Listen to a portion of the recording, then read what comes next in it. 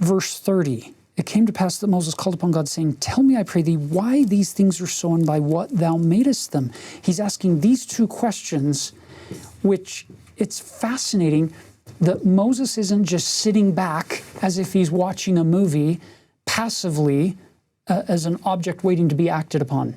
As Elder Bednar keeps reminding us, don't just be an object waiting to be acted upon.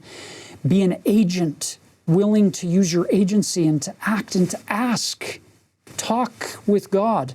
That's what Moses is doing here. He's not passively sitting back. He's actively participating in this visionary experience. And those are the questions. Why are these things so, and by what thou madest them? How did you make all of these? I love this because I think God loves science. I mean, science is a Latin word that means knowledge. God has all knowledge, so he's the greatest scientist. But God did not reveal the how of creation. It wasn't important for our salvation. And notice that Moses doesn't say, hey, God, I got this science debate going on between science and religion, or I have science homework. Can you tell me how everything worked out in terms of the creation? Moses asks far more important questions. Why and by what power?